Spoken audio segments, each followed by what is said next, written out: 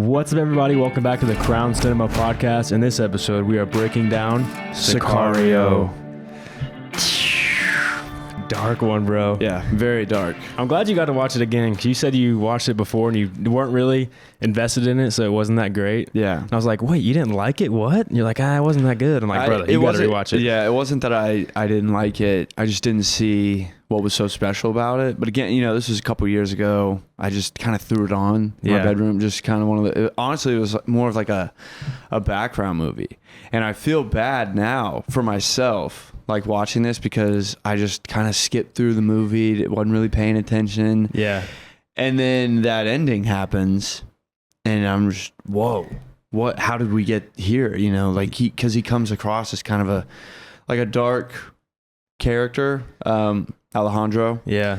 And yeah, so I just watching this movie now for this episode, I was like, man, like I wish I kind of forgot the ending, but it's one of those endings that just sticks with you. Even if you know what's happening, the scene still is just your heart's pounding. That the tension is still there. Yeah, honestly, just because you forget, or I forgot why it happened, and then when it's revealed why he's doing what he's gonna do, it's like, man, like that makes sense. Yeah, that I get it. This is one of my favorite movies, and it's made by Denis Villeneuve, Dune creator, obviously insane filmmaker, big time, and then written by Taylor Sheridan, the dude behind Yellowstone and some other pretty good movies, who's an awesome writer.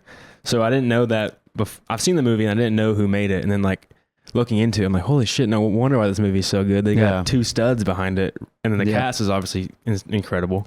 Yeah, and then they do have Roger Deakins, cinematographer, and he's him and Josh Brolin have been fighting the good fight up until this point. Now, so I totally messed up with my first watch, because now, like, this is an insane movie. It was a great movie. Yeah, I wish you didn't know the ending too, to watch it like in its full glory. Luckily, like, I didn't know what was going on throughout the rest of the movie. Yeah, that's good. Like, I was kind of having to ask questions like, wait, okay, what's happening? Like, why is this having to go down the way it is? But yeah, this is a dark movie. This is I think kind of realistic movie in the day and age that we're in right now. I don't want to say that it's more like political anything. I think it's just showing like how ugly things can get with when you're dealing with the cartel. I mean, you just hear shit on the news and the things that you see and the brutality that the cartels do against each other. You get on unhinged Twitter, now X. I mean, you can accidentally stumble upon, and you can see what's really going on. And and it's not fun to watch. Yeah, and so this movie definitely shows you like how grimy, how dirty, how awful. Yeah, it really is on that side, and it is so realistic. Or in here, it is so realistic. Like having Emily Blunt's character, like she's a girl, obviously, and she's kind of going through this world of secret intelligence, trying to take down the cartel, doing things that isn't really legal, but they're using her to do it, and they just kind of like use and abuse her. Yeah. But she does a great job, but she's like obviously a victim the whole movie. Like she's kind of just getting used, and nothing good happens to her the whole movie. She just constantly gets put down. She just has to sit there and take it. But also the deeper she gets into it, the deeper she realizes like, all right, well, they are fighting evil. They're fighting very, very bad people. It's just, it's tough. They take a good cop that, wants to make a real difference. She finds out she's not, which really sucks, because she can... So we go from the beginning. It's Emily Blunt's character, good cop. She's working, I think, kidnapping cases at this point in Arizona. Yeah. And she's playing it by the book.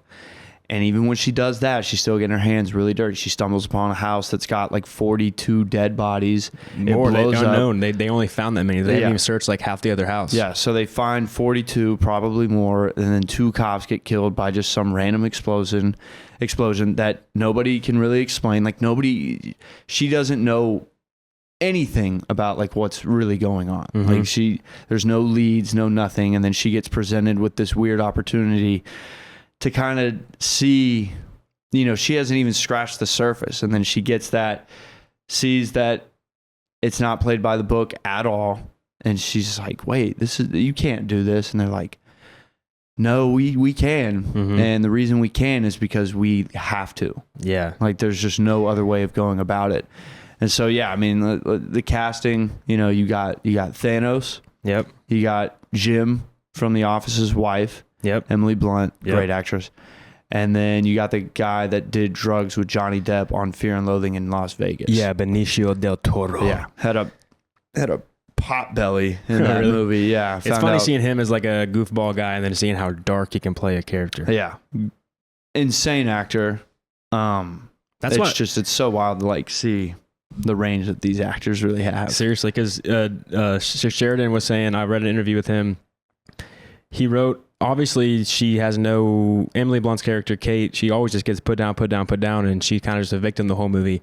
And a lot in the early stages of him trying to like sell it and get it going, a lot of studio execs were saying like, hey, why don't we make this a man instead? Because the girl kind of gets put down too much, and it's just like, it's kind of too sad. And he's like, no.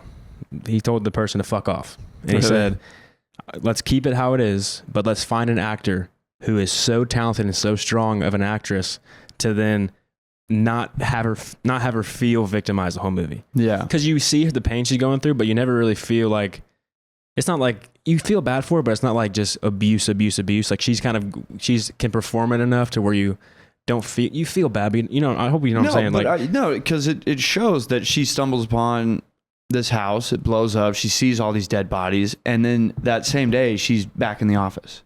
You know what I mean? She showers off the blood, and then she gets dressed, and she's tough. She's tough. She's forcing herself to be tough in these situations. Yeah, and you know, they even give her a little backstory, like she's divorced, has no kids. Yeah, no kids. That's why they picked her. Doesn't get out there. Like she doesn't have much of a social life. How could you if you see this kind of stuff on your 9-to-5 job? And that's why Josh Brolin asked her those questions. The first thing he asked her is she married? Does she have kids? And is there anything tying you? Like anything that like ties you to anything that ties you that we can't push you too far? Like, can we not use you? Like, you're gonna have a husband that's worried about you, that's gonna tell you to stop doing it? Or if the cartel gets to you, like, are they gonna be able to kind of force your hand? Right. Because, you know, they're not afraid to do that. And they're risking her life. Like, they're putting her in a pretty sketchy situation. So it's like, hey, if you have a family, let's not put you in this because we might kill you. Yeah, we might kill you. People are just dying. I mean, you cross that border and you're seeing 3 bodies with heads chopped off. Yeah. Like, as soon as you get into the town, which I wonder how realistic that is. Because you have to remember, it's a movie. You always have to, you know, keep that in your mind, like when you're watching something like this. But it's like, damn, this is some pretty dark stuff. And like, in the time that we're in right now, this is a pretty big message that you're kind of pushing right now, or at least the setting of it. It's kind of a bold movie to make right now, or in 2015 onward. Yeah, Sheridan was saying it's obviously all from his imagination. This is not based on anything truthful, but he was just kind of invested and very interested in the cartel story, and like, because it's so close to Texas, he's a Texan, so it's right there across the border. So he just kind of researched and just saw all the horrible things that the cartel would do, and he just like put those into the story. So like, all the things that have happened before. It's not a truthful telling of an exact story, but all the people hanging from bridges, like, that happens. Yeah. People putting dead bodies in walls, that probably happens too. Yeah. No, it's man, it's a brutal tale of like just pure revenge, but the way that it's told is pretty ballsy. Mm-hmm. You know, because like the whole movie pretty much is like from Emily Blunt's character. What's her Kate. Character's name? Kate. It's from Kate's point of view, like pretty much up until the end. I want to say like 20 minutes. Yeah, the last act of the movie is all him. Yeah, and it just switches. I feel like that's just such a there were a lot of bold decisions made in this movie based on like what we were reading before. It's interesting because the original script, Alejandro was the main character. Like, the movie starts with him and ends with him, and it's following him as the protagonist of his revenge. It's like a classic revenge story of him getting killing the family at the end. But they decided to change it, and they just decided to have it be through the perspective of Kate, who's, you think she's the protagonist, but she really has no character arc. Nothing. Her beliefs kind of change at the end of the movie, but she doesn't she's not the protagonist. It is Benicio Del Toro's character. Yeah. Alejandro is the main character. Yeah, she's us. You know, she's just, if you pulled somebody off the street that, you know, well, not anybody off the street, but essentially like you're just taking somebody from the audience and putting them in the back of an SUV, crossing the border and seeing, and you just, all your instructions are to just sit there and be a sponge. Because the whole movie, you're in the dark with her. Yeah. Which is great because it's kind of interesting because the characters in the movie use her as a tool. Yeah. And Taylor Sheridan, at least Denis Villeneuve, with how he changed the story, just uses her as a tool to make us in the dark and kind of tag us along this dark story. Yeah. So it's kind of interesting that the characters use her and also the screenwriters also use her just as a tool, tricking you into thinking this is her story, but it's not her story. Yeah. It's just, I really don't think I've ever seen a movie done that way. Where like, because Alejandro is like, yeah, like you said, the protagonist, like the soul of the movie pretty much. And like, you don't even know what he's up to until right there at the end. You know, you can start picking up on, you know, you get like little hints. You know, you got the guy that comes up to him before he does the interrogation on the cartel member that they capture. Yep. And he's like, I'm sorry about what happened to you. And you're just like, okay, like now we know that he does have an agenda, because you're kind of, who is this guy? Is he CIA? Yeah. But he straight up says, he's like, no, I'm from Colombia. Like that's where I was last. That's where I came from. It's like working for the cartel. Yeah. And you're just like, wait, that doesn't make any sense. Like, how'd you get in with the CIA? Yeah. Why am I working with you? Yeah. So it's yeah, pretty nuts. And then just kind of what you were saying, like it was all written around him, like it's all for him. But then he went on, I watched an interview where he said that him and the director of the film, like Benicio, workshopped it to where like 90% of his dialogue is cut. Yeah. Which is such a weird thing for an actor to do. Like no actor does that. They want to talk on screen. They want to get as much as they can. They want to get all their words in. But they kind of just had the decision, and especially with the script, the way it was, like they didn't have to do all that. Yeah, he's literally the main character in the script. He had so much more. Like there's so much more. Yeah, like it said that, or well, in the script, the original script, I guess like the opening scene is showing Alejandro like torturing a guy like on a beach or something. Yeah, he's drowning somebody. Is that what it was? Yeah, on the beach. Yeah, but in the movie, you don't see him till like, I don't know, like 20, 30 minutes in. Yeah, 15, 20 minutes in. That's just crazy. Yeah. Just this guy sitting on a plane, sunglasses, doesn't really say much, and then all of a sudden he just nightmare. Yeah. And you're like, what is going on? Yeah, like, what are we doing? Yeah. So it's a smart way to go about it if you can get the audience to like really buy in, like from the get go, which is done well, I think. Because you get hooked in with Kate, with her wanting to do good, and then all the crazy shit that happens with the cartel, and you're like, okay, maybe she's gonna be able to stop this horrible shit we just saw in the first opening scene. Yeah. But then it morphs as the movie gets darker and they get closer to their mission. You start seeing the real darkness, and then like it switches over to Alejandro, who is just fucking pretty much has no soul anymore. Like he is just a fucking dark. What else is there to lose? Exactly. You know, he's lost his wife and daughter in the most brutal fashion. Yeah. And was he a lawyer or right? Is he a lawyer? He was a lawyer in Mexico, stopping the cartels. That's what he was originally doing. So it's maybe kind of showing, like, it's just a reflection of Emily Blunt, Kate, her character. Like she's a good, she's a good little police officer, playing it by the rule book, just like he probably did at one point, and then it just all backfired. That's why I love the movie, because it's a great way of like pitting beliefs against all the characters. Like the movie there's no like really answer to the questions. It kind of like at the end of the movie, you're having to sit there and just think about like, holy fuck, like what they did, was that a good thing? Are they the good guys? Yeah. Like, because obviously Emily Blunt's character is the one that plays it by the book. She's an idealist. That's what her character's description is. She believes you should always do stuff by the book. But she realizes as she gets into this world that when you just play by the book, you don't really get any progress, because if the other side's not playing by the book, then you're fucked. You're just chasing them all the time. That's all you're doing. And they're going to get one up on you because they're going to break the rules. Yeah. And if you are restricted, because if you're following the rules by the book, you are restricted by the law. Yeah. So there's certain procedures you have to follow, and then that delays action because it may not be illegal to stop them in that right moment. Mm-hmm. So she's forced to like confront the fact that her idealistic world of being like a good by the book cop or, you know, FBI agent is not the right move. And then Matt, Josh Brolin's character, he's on the other side, not as far as Alejandro, but believes sometimes you need to break the rules to change some things. Like he's kind of that person in the middle. And then on the complete opposite side of Kate is Alejandro, who just is lawless and will just do whatever it takes to get what he wants. Yeah. He doesn't care about the rule books. He'll jump side to side, doesn't play by anybody's rules. He just wants to get his mission done of getting that revenge. Yeah. And then, so you think she gets thrown into this situation, this mission. She doesn't even know what it is. What does he say? He says, we're going to dramatically overreact. And it's like, okay, so we're just going to make a huge mess. Mm-hmm.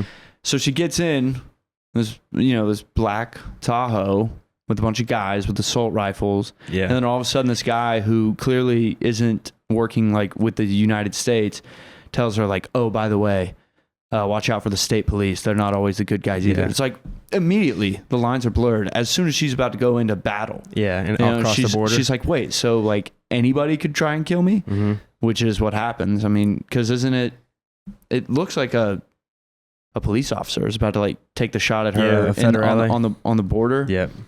Yeah, and it's like, shout out to her. She dodges 2 bullets and then survives 1. Yeah, in the chest or the ribs. Multiple. I think he popped off like 3 in her bulletproof vest. Yeah, and just she's a fighter. Yes. And he still tells her like, you're not a wolf. It's like, she's not a wolf. Like, we are wussies. Yeah, real shit. Like, we are done for if she's not a wolf. Yeah. So it's just great having the fighting beliefs of like, how do you solve this problem? Because it's interesting.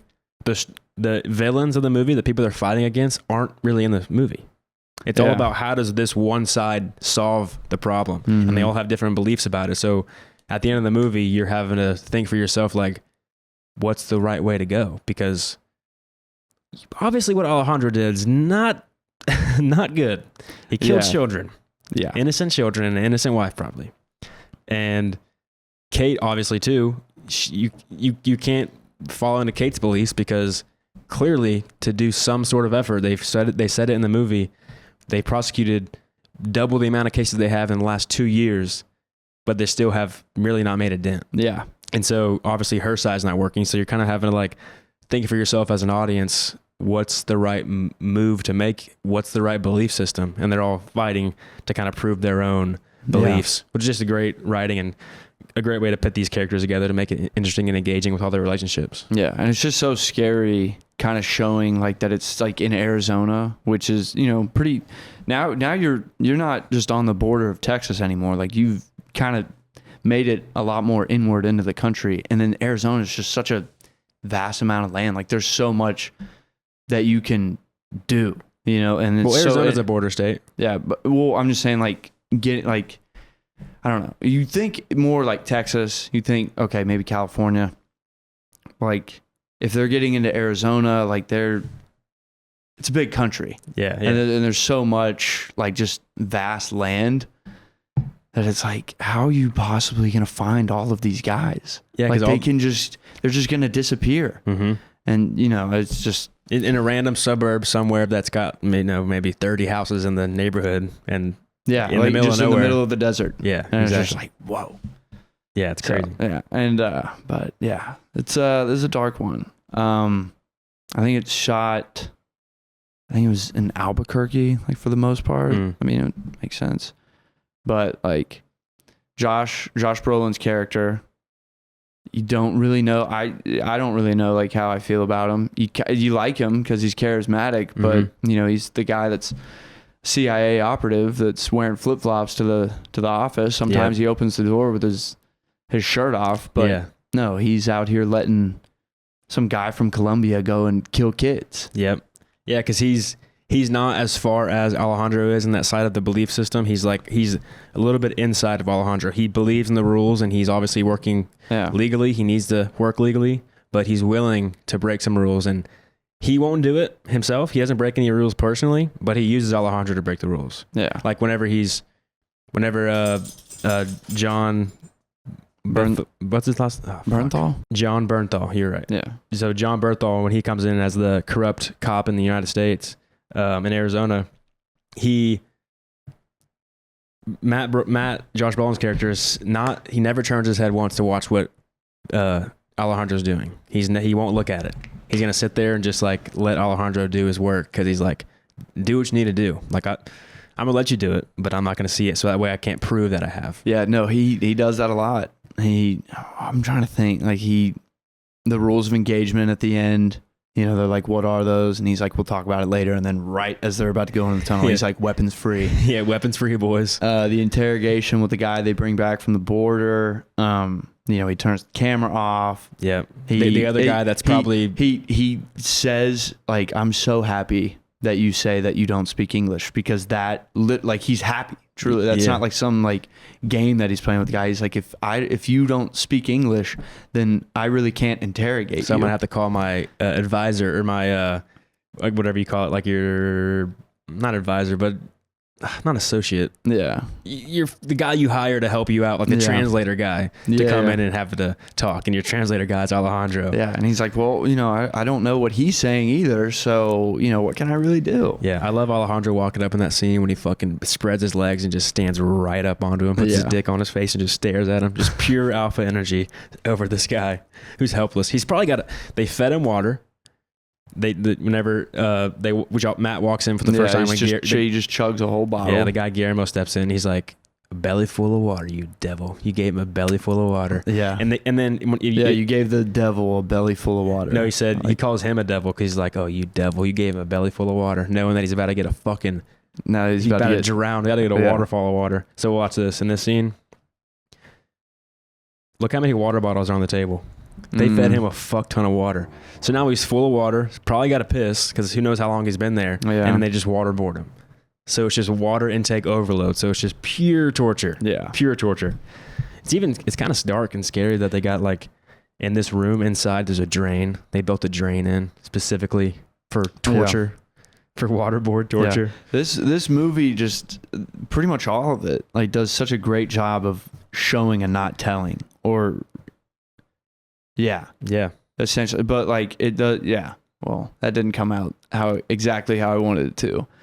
But like it leaves, you get to have some imagination going into this movie. That's why it's cool. They do a lot of just not showing you, but like, you know what's going on. That's why it's so nice. I think that's why Benicio Del Toro for having them cut all of his dialogue, because there's a lot when I read the original script, and there's a lot of stuff where he's like explaining what he's doing. He's explaining his past. He's telling Kate at one point what he's doing. It's after he shoots her. Yeah, he like goes on this rant. Apparently, it's like a 2-page like dialogue between them where he explains like every single step. But leaving him as not the main character, you don't get introduced to him later. There's this mysterious vibe about him, but the way Benicio plays him, he's very dark and mysterious. So you're like, you got the vibe, and you kind of know he's probably pretty, badass dude that's got some craziness inside of him. Yeah, but you also kind of like him.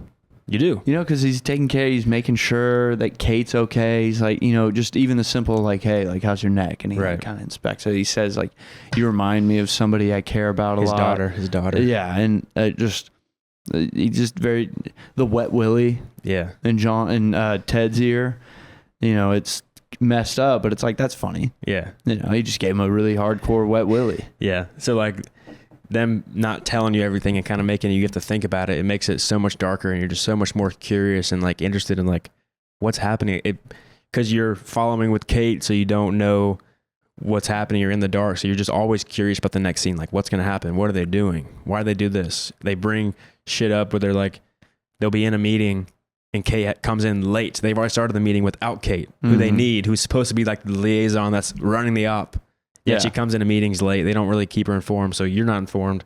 And so all that showing, not telling, and like leaving information out, having you to guess, just makes it so much more interesting. Well, it just makes it so much darker because they're showing the police officer in Mexico that is running drugs for the cartel, but you don't know that till the end.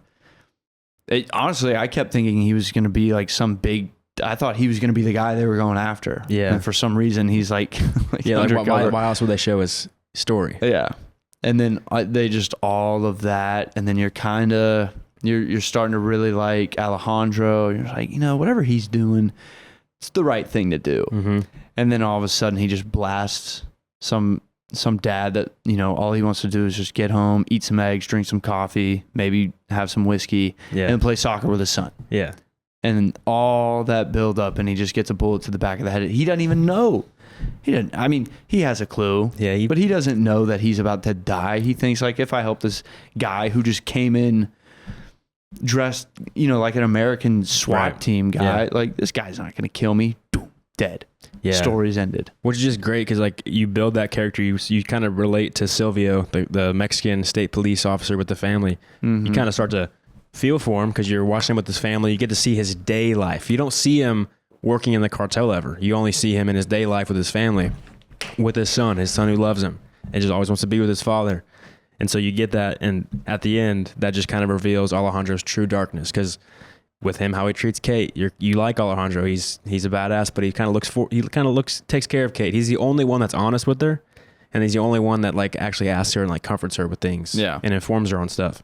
So you start to like him, and then when he goes and kills Silvio and then kills that family, you kind of realize, oh shit, we don't know who Alejandro is. We don't know how much the trauma he's had has changed him into this just ruthless killer. Yeah. Which is, and on top of that, like Silvio, is that the police officer's name? Yep. That's the worst part is, he's not running drugs to like make a bunch of extra money for his family. Like you see how he's living. He's pretty much just living in a shack in like a war zone. He's just a pawn in the cartel's game. Yeah. The cartel was just like, if you don't run these drugs, we kill your whole family. He's like, okay, I'll run the drugs. Like I clearly don't have another option here. Like I can't take the high road or anything. He's likely not evil. He's not doing anything evil. He's just running drugs.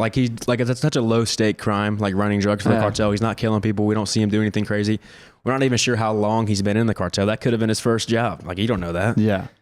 I probably not because you can feel some, you can kind of see the animosity between the wife and him. And, I don't even think that you ever see them talk to each other. No, she's pissed. It's all spoken. She's not pissed. I think it's just like, God, this sucks. Like there's no light at the end of this tunnel. Like you're going to die. That's good. Yeah. Yeah. Like, I get that you have to do it, but if it's not the cartel that kills you, you're just going to get arrested by the United States, and then I never see you again. Mm-hmm. And then the cartel's not going to take care of us. Yeah, like your son looks up to you, and what you're doing is you're promoting the violence that we have in our town. Yeah. All you're doing is working for them. All those gunshots around here. But you got to think, the families that get killed are probably people that try and stand up to the cartel and are like, no, we're not going to be mules. Yeah. And so all those people that are killed or whatever, it was simply just because they said, no, we don't want to do that. It's like, okay. Yeah. Cause that's what whenever they're crossing over the border and they see the dead bodies hanging from the bridge, the guy in the front passenger seat of Kate's car, he says, it's genius what they do. They hang people up and mutilate their bodies so that way everybody thinks that they deserved it. Yeah. But they probably didn't deserve it. No. None of these people deserve the life that they're living in this town. Yeah, it's awful. Which is crazy, just talking about real life with the guy that Trump made the new border czar. He was talking about how he wants to label the cartel organizations as a terrorist organization in the United States. Yeah. And then I heard Evan Hafer, the guy that owns Black Rifle Coffee that started it. He used to be, he's a vet, obviously. Yeah. He was saying if they did that and the United States unleashed special operations into the Mexico to take down these organizations, he said it would be a 2-year process to eliminate these cartels. Because the cartels aren't really trained. Like they might be trained a little bit, but they're not special forces trained. Yeah. And so if that were to really happen, it would be just a wipeout. Yeah. Like you even see that in this movie. Like when the United States finds these guys, like they're in full control. Like they follow like a strict protocol. Like, it's pretty much like unleashing the military on them. Like literally. Once they raid the tunnel, even on the border, like it wasn't even really much of a gunfight. No, like easy. Just a guy's like, he's got 5 guns pointed at him, probably more than that. And he just kind of goes for it. Headshots immediately, just so tactical, just like these trained assassins, these special forces guys. Nobody dies when they raid the tunnel. They just come out laughing. Yeah, Josh Brolin's like, "What a clean up, brothers! What a clean up!" Because they just like ran through these guys like it was nothing. Because they're not trained like these special forces guys are. No. So it's just it's crazy if that actually happens in real life. Yeah, it's but so back to Alejandro's character. That was like the one takeaway, because obviously I got a lot more invested in this watch than the first one, and so this one I kind of knew what we were getting into, but I completely forgot the plot, like what was happening. All I could remember was the end scene. I couldn't remember if Kate died or if Josh Brolin's character died. I couldn't remember any of that. But like the biggest takeaway for me was that Alejandro kills the family. It's brutal. It's awful. Kills the wife and the kids in front of the dad, and then lets the dad sit there for like a good minute. He was going to make him finish his meal. Yeah. And then he was just like, actually, there's no time for this. Like, fuck you. Point proven. Yeah. Like, whatever. So you're just kind of left wondering, like, is what he did right? But then it doesn't even matter, because then I remember what Josh Brolin's character says to Kate. He says, because she's like freaking out. She's like, this is wrong. You're going to start a war. Like, this isn't by the book, blah, blah, blah. And he's like, this is the future. Like, you want to see what's about to happen? Like, this is what's happening. This is what's going to happen. So it doesn't matter what's right or wrong. This is just how it's going to be. Yeah. And it's just like, that's a brutal message. Yes. Like, there's really nobody's going to win. Whoever comes out on top of whatever you want to call it, a war or whatever, or like a drug bust, it doesn't matter. Like, whoever ends up on top is still, they're going to have a lot of like reckoning to do. Yeah, nobody's going to have a happy ending here. Even with the ending of the movie, they complete their mission. Alejandro takes down the top cartel boss, kills his family, kills him, and now it's over.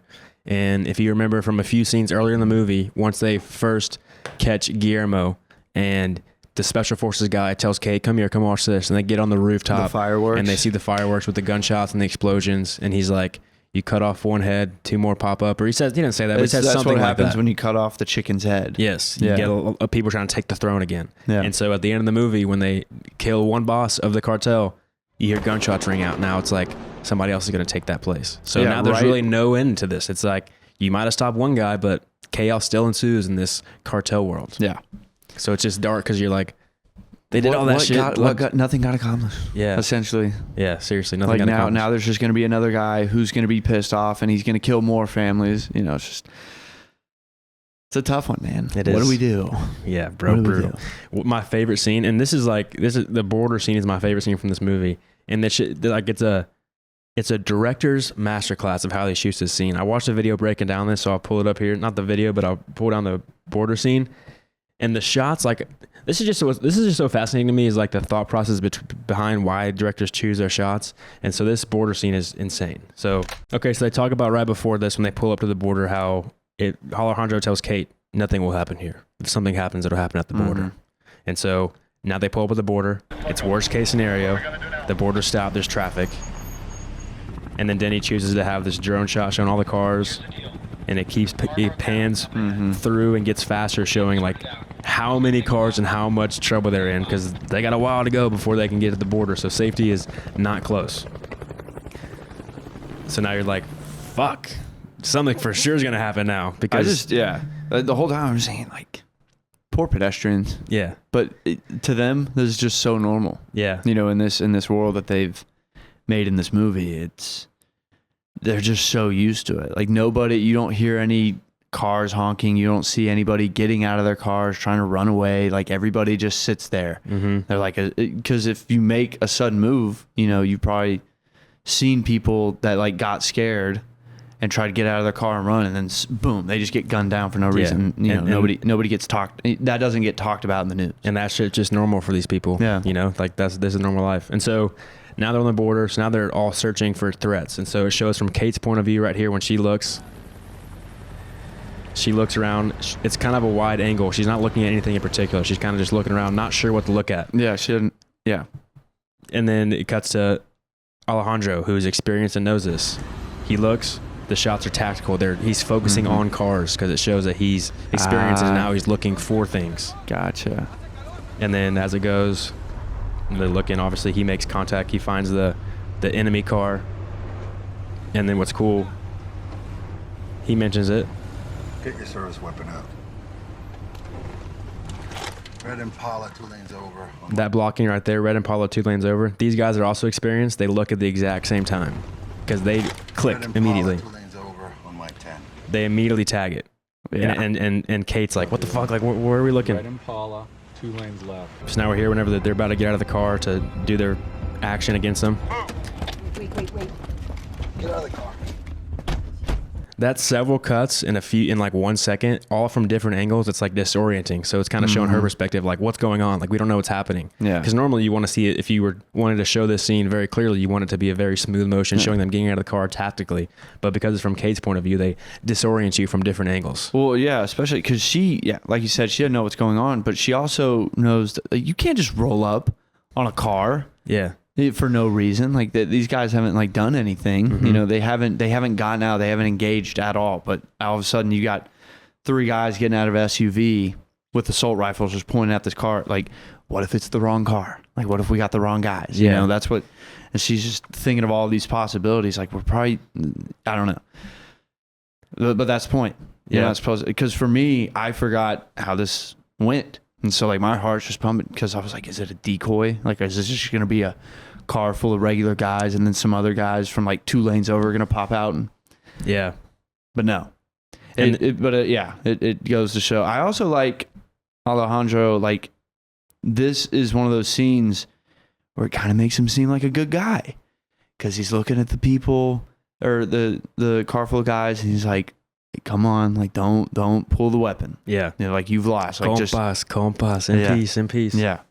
And so you kind of think, oh, he doesn't want to kill them. No. He's just like, we don't have to. Yeah. But we will. Yeah, we got the smoke if you want it. Yeah. And then kind of going back to what you're saying with the people like not freaking out about it. When they get in the car after they just killed both cars full of people, it pans to the dead body down here on the ground. And it pans up to just like a taxi cab with people in the car. And they're just kind of staring at it. Normal life. Like, it's not like they're like, holy fuck, we're so scared. It's just like, that's their life. They live in Juarez. They're coming from Juarez. That's like a very dangerous city, and that's just kind of normal. Road trip wasn't affected at all. No, they probably just kept rolling. They were like, how long is this traffic going for? Yeah, thank God this is over. Take me to Arizona. I love when they have like the people that have crossed over illegally in the motel room, and their strategy is, okay, where are they not allowed to go? Because that's where, you know, the tunnel is that the cartel's using.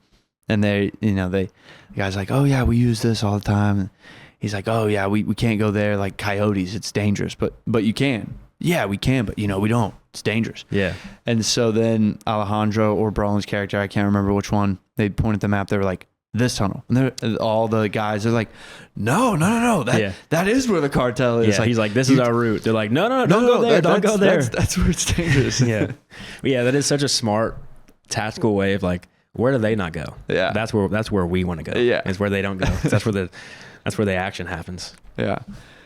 It's just brilliant. But even Denis Villeneuve, he also uses Kate's t-shirt as a reference, like her color. It kind of symbolizes her life and her beliefs falling apart, because at the beginning of the movie, her t-shirt, when she's in the whenever she's first talking to Josh Brolin, she's wearing like a pretty bright blue shirt when she's in the office. When they first meet Josh Brolin, they're all staring at her. But as the movie progresses, the shirt gets duller and duller to the final scene when she's with Benicio Del Toro. She's got just a straight up gray shirt on, no color.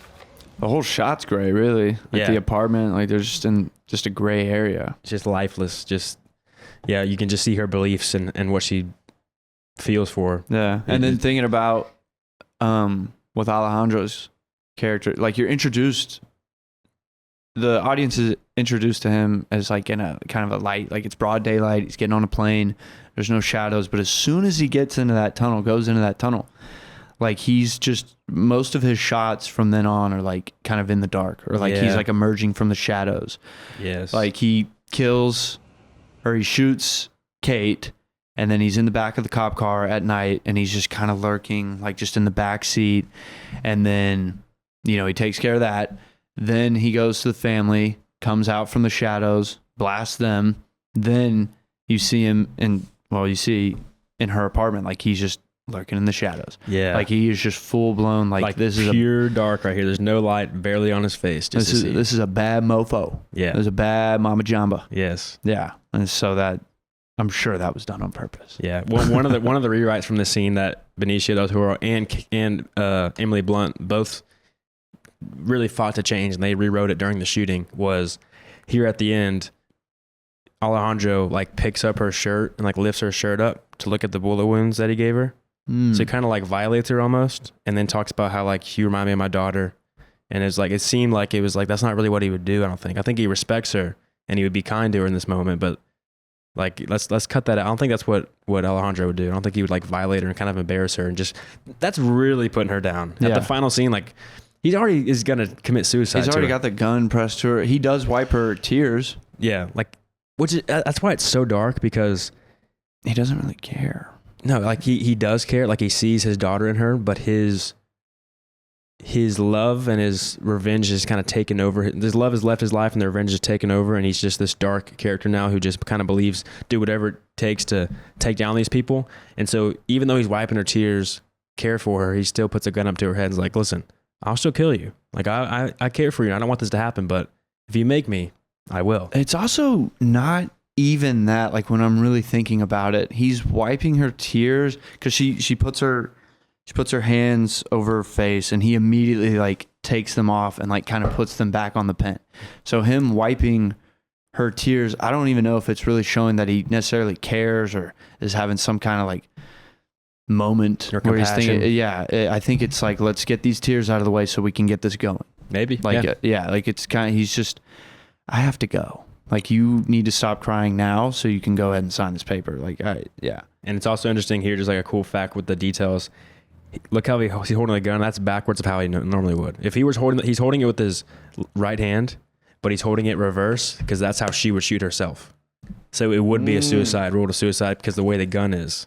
So he holds it the opposite way, showing that he's like, he tells her, that'll be committing suicide. Yeah. And he's holding the gun opposite of how you normally would. Because normally you do this underhand, but he's holding it, with his forehand up front.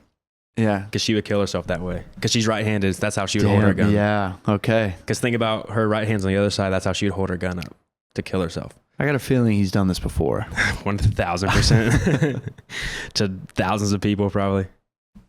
Yeah. And then like, it's cool because with this final scene too, he tells her this is the land of the wolves. You will not survive here. You're not a wolf.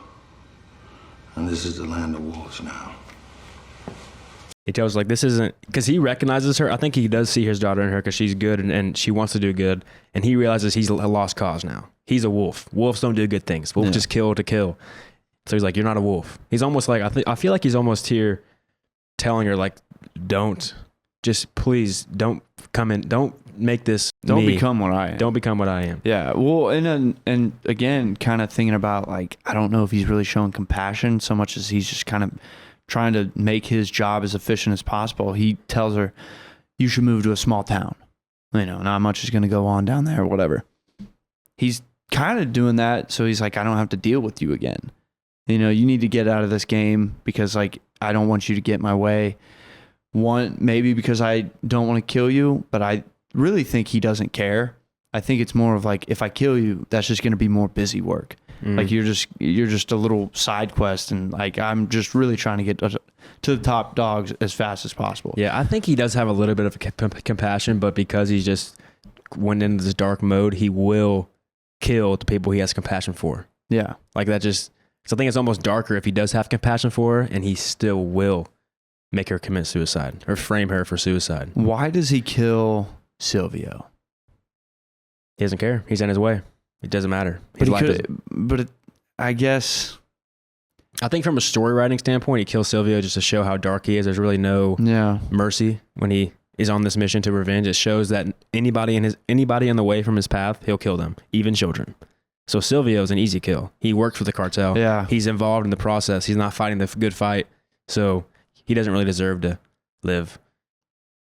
I guess if he had just let him live, Sylvia was like, okay, back to the border. Like, I don't know, Yeah, right. He didn't necessarily, but I guess that is kind of showing like how warped he just didn't even think about it. No, it doesn't matter. He knew he was going to kill him from the moment he had the gun pulled on him. Mm-hmm. It's twisted. Yeah, live or die. He doesn't care about that guy. And then the final shot, whenever Emily Blunt runs out, Kate runs out with a gun pointed at him. He stops and like watches her to let her kill him. She's like, okay, do you want to become a wolf? Like, kill me and become a wolf if you want to. But I hope you don't. Yeah. And then she doesn't. So you realize, okay, Kate's not a lost cause. She's still not going to kill in cold blood because of what's happened to her. She's still going to follow some semblance of legality. She's not going to be completely lawless. She can't, because that's not even a justifiable kill. Like, what are you going to do? Kill me in the middle of this parking lot? That's something he would do. Like, you're just going to go to prison. Like, you just signed the document, like, and you just committed murder. Like, I don't have a gun, or, well, I have a gun, but like, I don't have it drawn. Right, It's like there's no point in doing what you're about to do. Like, everything that he's done is calculated. If she kills him in the middle of the day in an apartment parking lot, there's just nothing is gonna be gained from it. Yeah, he knows it, and he's like, "You're not gonna kill me. It doesn't make any sense. Like, you might be mad, but like, just let me go back. Yeah, you'll never see me again. Yeah, I'm gonna keep doing my work. I'm still gonna take down these cartel gangs. Yeah, one thing, like one of the interviews that I watched a Josh Brolin interview about this, because it said this was the 5th movie that he's done with the cinematographer. And so actually he, I guess, didn't want to be in this movie. He like turned it down a lot. And then I gotta remember, Roger Deakins, I guess he finally just like called up Brolin because they'd done a few movies up until this point. And I guess all he said was like, hey, quit being an asshole. Like, they already have you on the storyboard. Like, it's you. Like, how they've drawn the character, like, it's you. And so Josh was like, okay, like, I trust Roger. Like, I'll do it. Like, that was all it took, was like, just stop being an asshole. And then he went and talked about like how like shooting this movie was just very unserious, like behind the scenes. Really? Yeah. Like, he said it was just a very playful like environment. Like, everybody was like having fun. Like, everybody was loose. And Josh was just very confused. He was like, how is that the case? This is a very twisted, like dark movie. Like, people are dying. Like, we're talking about current events, and he said, like, because of that, it was a struggle for him to kind of get in the mood. But it kind of worked out because his character is like unserious. Right. And kind of just like making jokes, like giving high fives to soldiers after they just killed like God knows how many cartel members, Yeah. And, he said like he was nervous, trying to get into his character. And I guess all that happened was, and you never know with these stories. Yeah. But I guess Dennis like had a stick of gum, and Josh was like, could I get some of that? And he like put the gum in, and Dennis was like, wait, that's it. That's all your character needed. And so like, if you see throughout the movie, he's just, always munching on gum. Yeah. They said that was like just a whole nother character. That's a good bit to add, because it does give him that nonchalant. It's more you're chewing some gum, talking about going to war with the cartel, and you're just wearing flip-flops, chewing gum, lean back in your seat. You got your shirt unbuttoned. You got a t-shirt He's on vacation mode. Yeah. It's like you're going to war against the cartel with Jimmy Buffett. It's just, But I just thought that was so interesting that this movie, like, everybody was like having a good time. That's wild. But maybe, I guess if you're loose and you're okay trying new things, maybe that's Denny's way of getting people to get into it. Maybe you can even play yourself darker. Nah, maybe not. Maybe if the whole set's darker, you can play darker, but maybe you can like, it's not as stressful for the actors if the whole set's just gloomy and the scenes they're in, they're having to bring all these dark emotions. Like Emily Blunt's character, like I'm thinking about, as I'm watching her act, I'm thinking about like if that was a real person and just like how horrible you would feel. Like how you couldn't sleep. You almost get killed by a guy you're about to hook up with. You got strangled. And then you find out that was part of the plan. Yeah. Like they knew that was going to happen. So they actually let him get into the apartment. Yeah, the only sign of comfort that Matt gives her is like, well, I told you not to go to the bank. You went to the bank, so we might as well just use you as bait since they know you. And then really, you can only think the only reason they went into the apartment was because they heard the gunshot. Mm-hmm. So it's like, how were they actually like going to let her die? You know? Like, were they going to just let her get killed and then be like, oh, we got him for murder? Yeah, what was their plan? Yeah. What was their plan before the fight broke out? Yeah, so they hear the gunshot. They might not even be thinking like, oh, we're going to go rescue her. They're like, oh, he just killed her. Let's go get him. Yeah, right. You know, so it's just like, that's probably what's going on through her mind. He was like, you were going to let me die. Mm-hmm. Yeah, it's just, yeah. And then luckily Alejandro steps in, the Sicario. Bah! It's cool with that double meaning at the beginning of the movie, giving you the definition of Sicario, how it used to be in Jerusalem, how it was the people that would fight the Roman soldiers that would try to come and take their land. So it's like almost like a good thing, but in Mexico, it's a hitman. So he is doing good things, but he's also just a hitman. Yeah. I think I saw like the Sicario in the United States, but it's got like different names for different countries that it was released in. Oh, really? Yeah. Let's see. Like quite a few. Look up, I know in Russia it was, Canada, it was Sicario. yeah, I know in Russia it was called something that like had a completely different meaning. Okay, yeah. So they just named it assassin and hitman. So Sicario is hitman in Spanish. So like in Bulgaria, it was hitman or hired assassin. Let's see what it was in Brazil. Well, Brazil was Sicario. Oh, that's No a second, Man's Land. That's a second movie though. They made Sicario 2 is called No Man's Land. Oh, really? Yeah. I didn't know there was a second one. Not Is it with the same? Yeah, Alejandro's the main character in that one. Really? Yeah. Oh, I gotta watch that. It's a fan movie. It's not as good as the first one, but it's still like badass seeing Alejandro go to work. Is it? It's played by Benicio? Yep. Oh, nice. Sicario. Oh, sorry. It's called Sicario Day of the Salado, not No Man's Land. Josh is back in it? Oh, he is in it. Okay. I'm gonna have to check that out. And this guy too. Steve Forsing. They got the guy on the front seat of the border. They got scene. they got the whole gang back together. But Kate's not in it. Kate's done. She went to that small town. She quit. Yeah, she's done. She tapped out. She probably went and got back with her husband. Yeah. Yeah, I think this is like where this is whenever the government decides to make the cartels a terrorist organization in the second movie. Yeah, I like how I saw Benicio talk about like, oh, this movie wasn't political. I feel like this movie was pretty political.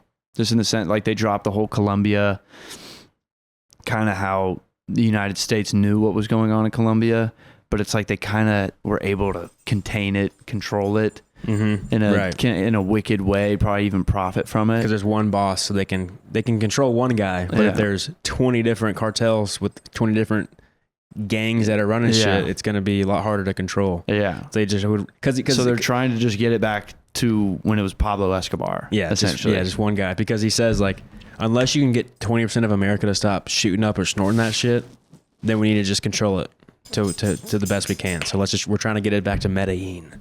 The idea of one cartel. Just dark. Brutal. Yes. Yeah, he works for Medellin, I guess, in Colombia. It's like the Alejandro.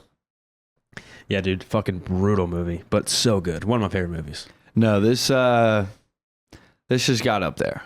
Nice. Yeah, this is a great movie. Okay, give it to me. What do you rate it? I thought about this. Let me know what you think about this. If we do the ratings out of 10 of like how good the movie was as like a filmmaking perspective, like how good they did the movie, and then a star rating like Letterboxd of like how much did we enjoy it. Because I give National Lampoon's Vacation on Letterboxd, I gave that a 5-star. But I didn't give it a 10. Yeah. So like there's two different weight scales, so that way we can kind of like, okay. So let's try this episode. Give you your out of 10 rating for the movie and then your star rating. Well, I'm all about making bold decisions and seeing them pay off. So I mean, just the work that went into it, the decisions that were made. Obviously, cinematography is going to be top notch. You're always going to get that with Denny and Roger. Yeah, Denis and Roger, like good team. I love the Benicio decided like it would be best for his character to kind of be on the sidelines for most of the part, and then also cut out like most of his dialogue. Like that's just sacrificing his role for the story. Yeah, that is a ballsy decision, and it pays off. Like I love the direction. So I mean, yeah, like I'll give it. Nothing's perfect, but 9.5. Hell yeah, let's go. And then star rating, 4-star. Not 5-star. 4.5 star. No 5-star. Nothing's perfect. No, you can give a 5-star. 5-star is not out of 5. That's perfect. No. That's enjoyability. 4.5 star. That's okay. I give it. I'm gonna go. Nothing I would change about it. I'm gonna go 10. All right. And 5 stars. There you go. I'm gonna go 10 and 3 stars. Okay, this is a perfect movie for you. Yeah, there's no critique I have that I don't think works. Like I think everything works perfectly. I think the way they shot it was perfect. I think watching the movie and reading the script, you can learn a lot about just filmmaking in general because Denny's obviously a master. And there's like that one scene that I broke down from The Border. There's like so many more examples of that in the movie. Like every scene is like a masterclass in how to shoot a scene where every shot matters and every shot's there for an intention to tell you something about the characters or how they're feeling or to portray something. So it's just perfect. I want to go ahead and apologize for calling Dennis earlier. That Did you? definitely happened. I didn't catch you. I think I called him that like 2 or 3 times. Whoops. Denis Villeneuve. Yep, that's my bad. French guy. Yeah, it looks like Denis Villeneuve. That's why I said it. So I looked it up. Yeah, I wasn't even going to try and pronounce his last name. Villeneuve or Villeneuve if you're American. $30 million budget. What's cool about the movie? A little fun fact to wrap us up here. Taylor Sheridan wrote the movie in 4 months, and after he wrote it, he sold it 4 months later from that. For the first draft. His first draft that he wrote in 4 months, he sold it to Denny, and Denny was ready to go, and they made it from the first draft. This thing just got moving. Yeah. Yeah. When you got something fire, because Denny read it, and he said whoever showed Denny the script, he said he read it and he was like ghost face white after he read it. He's like, holy fuck, this movie's dark. Hell he's yeah. like, let's do it. Let's make it. Yeah. And I mean, Denny made Prisoners, which is another super dark movie. Yeah, that movie's Taylor, because I think whoever the producer guy that Taylor was working with to try to get this movie made, he said, do you know Denis Villeneuve? And he's like, no, not really. He's like, watch Prisoners. I think that's a good match to your vibe of this movie. And so he said he couldn't even finish Prisoners. He's like, dude, this movie's so dark, but that's the man. Have him make Sicario. He'll take care of the story. And he did. Yep. He took that script and changed what he did, and it made the movie way better from the script. Yep. Truly. But it stayed pretty true to the script, though, mainly. Really? Yeah. It, like everything else was the same, but just like choosing to delete things and then the ending was changed was the main difference. I just think it's cool that he, workshops like with his actors. Yeah. I think Josh, like he mentioned that in an interview talking about, Denny told him like the things that we're shooting, like I promise, like I'm going to make your character like look the best. And Josh was like, well, every director says that. Yeah. But then Josh heard about like what he was doing with Benicio and Emily Blunt. And, obviously Josh and Benicio both did not think it was going to turn out that good. Damn. Because of the switching point of views. At the end there, it's like that nobody does that. Like that just kind of throws off audiences. It's like, wait, but everything we plan and everything that's wrote, you're changing it, so it might not connect. You might be missing the whole point. And so they like weren't that thrilled. Like when it was wrapped up, they were like, all right, what a throwaway or whatever. And then they saw the movie and they're like, oh my God, just very happy. And I think it got like a 7-minute standing ovation at Cannes, which that's not. I think at that time that was a big deal. Now everybody's getting standing ovations. 20 minutes, bro. That's retarded. That's just ridiculous. Like just 20 minutes for the first dumb movies. Let's see. What's one? Let's see. All right. Cannes 20-minute standing.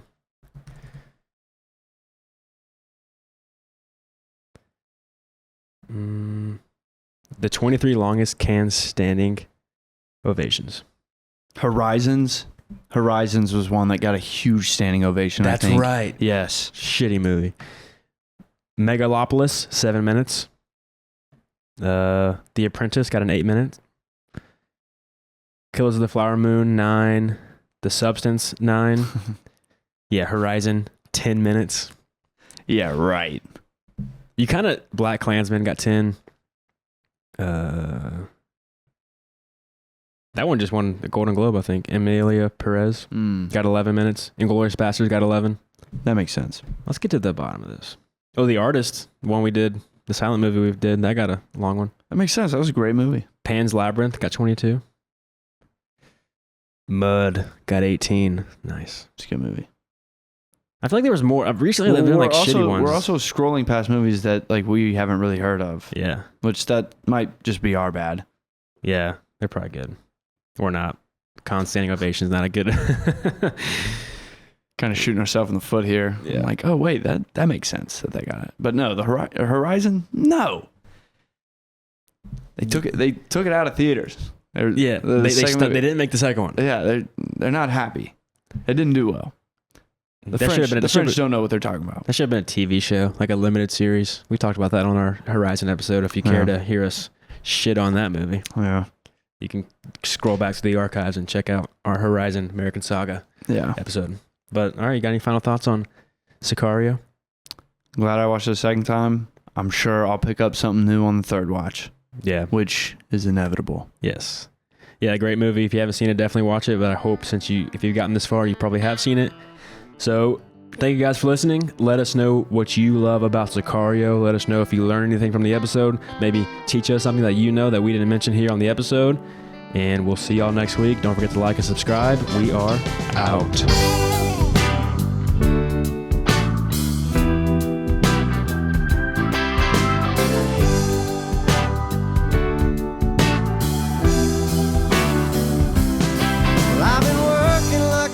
Trying to buy my next meal. Seems all I do is drive. And when the boss man sends my next check in the mail, I'll have enough for closing time. And I've been cussing like a sailor since I ran out of weed. My tank is running dry. So I'll head on down to the railroad track and tell that man I need a ride. He says you're just in luck 'cause there's one more seat. There's just one more thing before you proceed. Just throw me a 5 and we'll call it a deal.